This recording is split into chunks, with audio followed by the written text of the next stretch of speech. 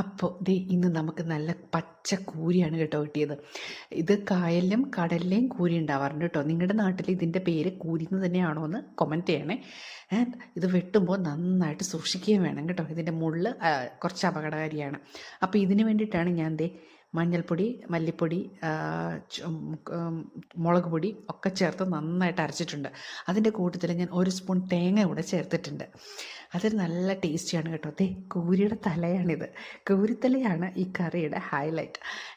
നമുക്ക് ഇന്നത്തെ കൂരിയുടെ കൂട്ടത്തിൽ മുട്ട കൂടെ കിട്ടിയിട്ടുണ്ട് കേട്ടോ. ഈ കൂരി മുട്ട നിങ്ങൾ കഴിച്ചിട്ടുണ്ടോ?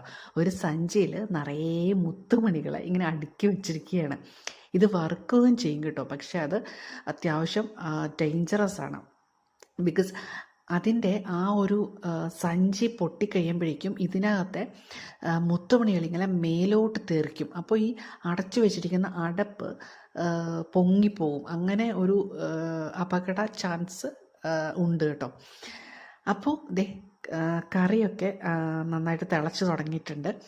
പക്ഷേ ഇതിന് അത്യാവശ്യം വേവൊക്കെ ഉണ്ട്. ഇന്ന് കിട്ടിയ കൂരി നമുക്ക് നല്ല നെയ്യൊക്കെ ഉള്ളതായിരുന്നതുകൊണ്ട് അതിൻ്റെ ആ ഒരു നെയ്യൊക്കെ ഇറങ്ങുന്നുണ്ട് കേട്ടോ. ഞാൻ ആ അരപ്പൊക്കെ വഴറ്റിയത് എണ്ണയിലാണ്, കോക്കനട്ട് ഓയിലാണ് ഞാനത് വഴറ്റിയത്. എങ്കിൽ പോലും കുറച്ചും കൂടെ ടേസ്റ്റ് കിട്ടാൻ നല്ലതാണ്. നമുക്കിത് വെന്ത് കഴിയുമ്പോൾ ഇറക്കണ സമയത്ത് 1 സ്പൂൺ ഓയിൽ ആഡ് ചെയ്താൽ. അപ്പോൾ ഇത് കണ്ടോ, അത്യാവശ്യം നന്നായിട്ട് തിളച്ച് പറ്റിയിട്ടുണ്ട്. ഇപ്പം ഇതൊക്കെ വെന്തിട്ടുണ്ട് കണ്ടോ.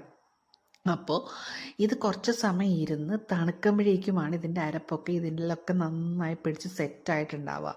അപ്പോൾ എടുക്കുന്നതാണ് നന്ന്.